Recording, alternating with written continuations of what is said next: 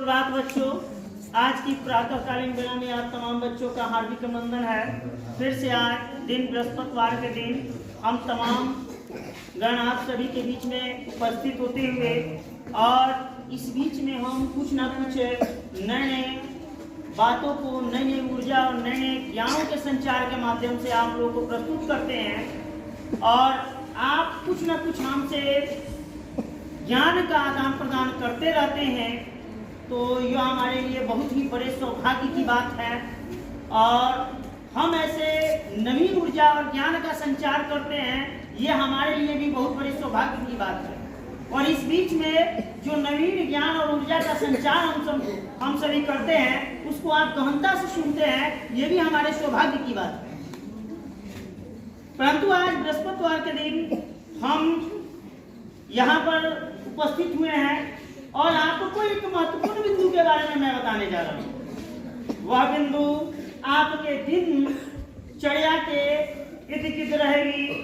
यह विचार बिंदु आपको कहीं ना कहीं आप जो कुछ आप प्रेयर असेंबली में बोलते हैं, उसमें आपको गाइडलाइन के रूप में आपको रहेगा। इसलिए तमाम बच्चों से आग्रह है कि मेरे बातों को ध्यान से आप सुनेंगे और अपने जीवन में उसको ऑब्जर्वेशन करेंगे। देखिए, आज का विचार बिंदु है कि हम अपने किसी भी भाषण को कैसे डिलीवर करें। आज हम कोई भी डिलीवर करते हैं, स्पीच बोलते हैं, संभाषण प्रतियोगिता के माध्यम हो या हम किसी भी जब भी प्रेयर असेंबली का संचालन होता है, इस बीच में हम सभी भाषण किसी भी टॉपिक पे या किसी महापुरुष के बारे में, कोई वैज्ञानिक के बारे में या भारत की भौगोलिक स्थिति के बारे में, वैश्विक भौगोलिक स्थिति के बारे में या किसी मोटिवेशन सेंटर के माध्यम से हम कुछ ना कुछ आप लोगों को बताते रहते हैं, जिसमें आपको कुछ ना कुछ नवीन ज्ञान, नवीन ऊर्जा का संचार आपके मन और मस्तिष्क में होते रहता है। इस बीच में मैं आपको देखता हूँ स्वतः कि सभी बच्चों में कुछ बच्चे ऐसे हैं जो अपने भाषण को सुव्यवस्थित ढंग से क्रमानुसार, जो क्रोनोलॉजिकल ऑर्डर कहा जाता है, उस बीच में आप लोग प्रस्तुत करते हैं। लेकिन किन्हीं बच्चों में हम देखते हैं कि उनको सही तरीके से भाषण का संवाद करने नहीं आता है। देखिएगा कि एक किसी महान पुरुष ने कहा है, first impression is the last impression. आप ही समझ लीजिएगा कि पहली प्रभाव आपकी अंतिम प्रभाव होती है। जो व्यक्ति पहला प्रभाव छोड़ता है, उसकी अंतिम प्रभाव तक रहती है। इसलिए first impression is the last impression support करते हुए मैं आपको स्पीच कैसे प्रस्तुत करना है, उन तमाम चीजों के बारे में मैं उजागर करूंगा। पहली बात, यदि आप महापुरुष के बारे में बोल रहे हैं, यदि आप महापुरुष के बारे में बोल रहे हैं, तो उनका जन्म कब हुआ है, ये जानकारी जरूरत है। पहले उनका जन्म कब हुआ है, when was born on APJ Abdul Kalam. अगर एपीजे अब्दुल कलाम ने का बोल रहे हैं, तो एपीजे अब्दुल कलाम का जन्म कब हुआ था। एपीजे अब्दुल कलाम के बारे में where was born on APJ Abdul Kalam, APJ Abdul Kalam का जन्म कहाँ हुआ था, इनके बारे में मैं उनके बायोग्राफी डिटेल्स के बारे में एक्सप्लेनेशंस नहीं करूंगा, क्योंकि मुझे पूरा नहीं, थोड़ा बहुत जानकारी उनके बारे में हमेशा रहता है। कुछ ना कुछ महापुरुषों के बारे में मैं थोड़ा ना बहुत ज्ञान जरूर रखता हूँ, लेकिन मैं टू द पॉइंट की बात बोल रहा हूँ। कहने का मतलब है कि आप बेहतर बोलिए। स्मॉल इज ब्यूटीफुल एक थॉट है। अब आ गए 2 घंटा से रच रहे हैं, उसका कोई मतलब नहीं बनता है, तो आपका संवाद का कोई मतलब नहीं बनता है। कोई 2 घंटा बोलता है तो किसी को नींद लगने लगता है, कोई 5 मिनट बोलता है तो पूरे सभा को उथल पुथल कर देता है, सभा में ऊर्जा की शक्ति को भर देता है, ऊर्जा का भंडार भर देता है। इसका कारण क्या है कि उसमें उन बच्चों में शब्द चयन की अच्छे ढंग से करना, उन बच्चों में क्रोनोलॉजिकल ऑर्डर शब्द चयन करना, क्रमानुसार शब्दों का चयन करना, तो एपीजे अब्दुल कलाम का जन्म कब हुआ था? एपीजे अब्दुल कलाम का जन्म कहाँ हुआ था? यहाँ से शुरू कीजिए।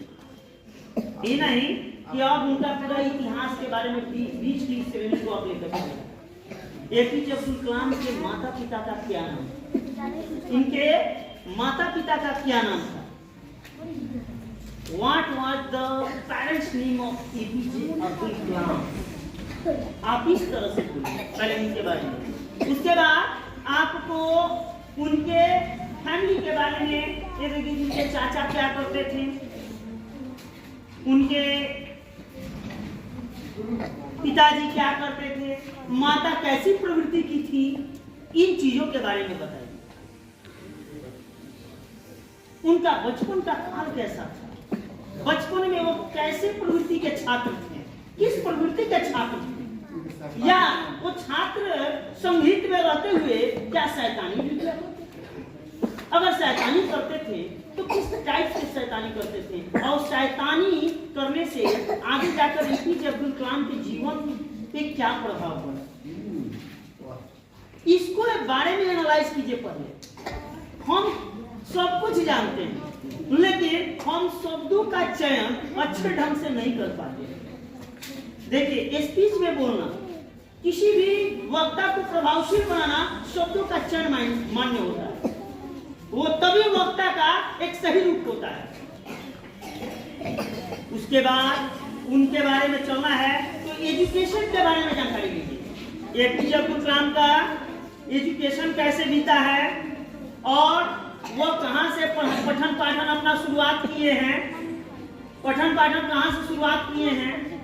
उसके बाद पठन पाठन उनके मौलिक स्थान से लेकर किस तरह से एक मूल स्थान से लेकर अन्य क्षेत्र ऑर्गेनाइजेशन में कैसे फलीभूत हुआ, अब ऑर्गेनाइजेशन से लेकर मतलब नेशनल लेवल से लेकर इंटरनेशनल लेवल तक उनका शिक्षा यानी शिक्षण कला का विस्तार किस तरह से फलीभूत हुआ, इस तरह से आप विस्तार कीजिए।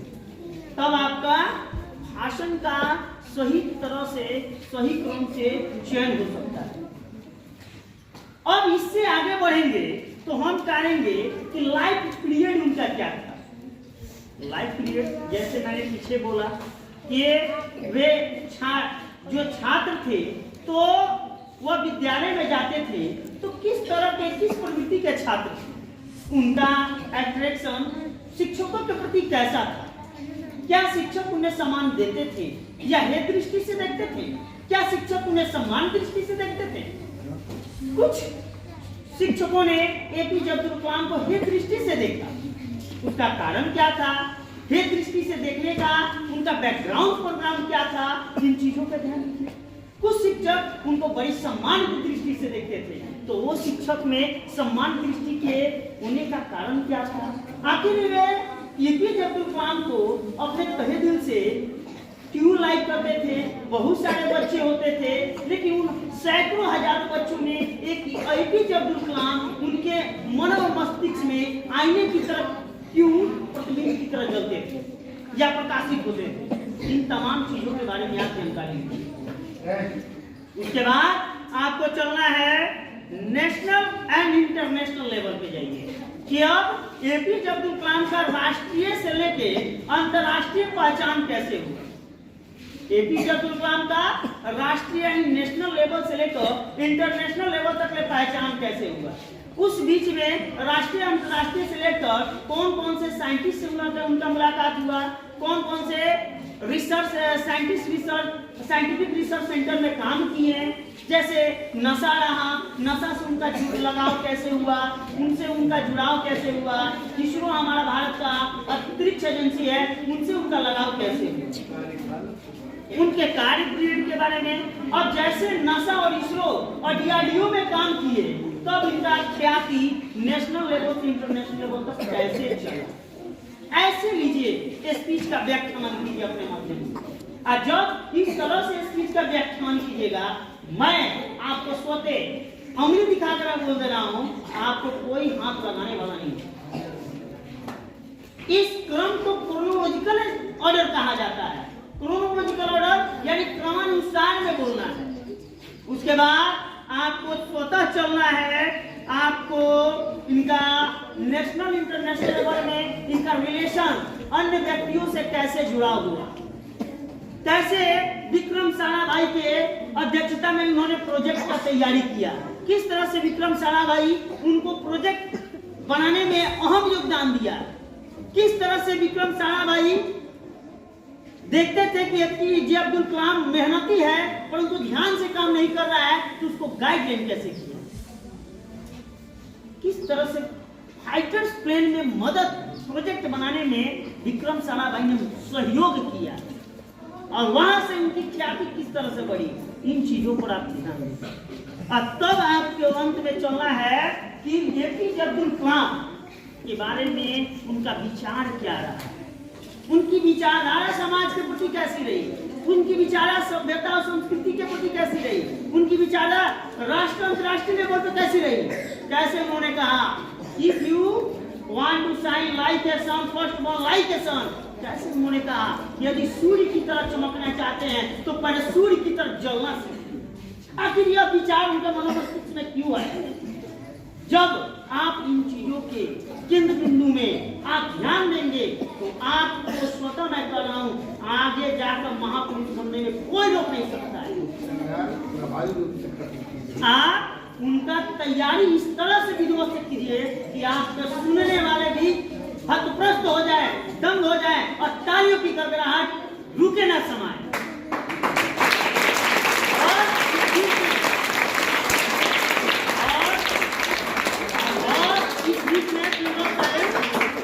इस बीच में जैसे एपीजे अब्दुल कलाम की विचारधारा को आप प्रस्तुत किए, अंत गोतवा ने कहिए कि एपीजे अब्दुल कलाम का मृत्यु कहाँ होगा, कब उनका मृत्यु हुआ, कहाँ पे थे बैठे बैठे उनको हार्ट अटैक आने लगा, अब कैसे उनका मृत्यु हो गया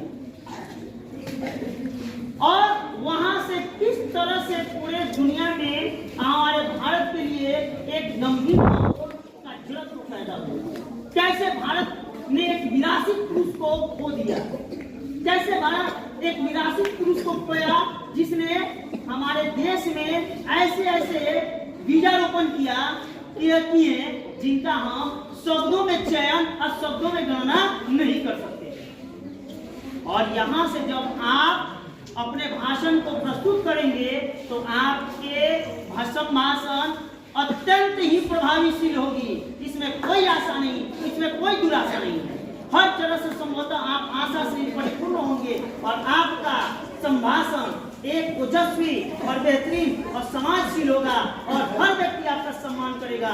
इसलिए आप इन तमाम शब्दों को जो मैं क्रोनोलॉजिकल ऑर्डर में बोला हूँ उनको ध्यान से सुनिएगा और ध्यान से उसका स्मरण कीजिएगा और अनुसरण करके इसी माध्यम से कल से दिन शुक्रवार के दिन से शपथ ले लेंगे सभी बच्चे कि जिस क्रमानुसार से मैंने भाषण को बताया है उसी क्रमानुसार में आप भाषण देंगे, इन्हीं शब्दों के साथ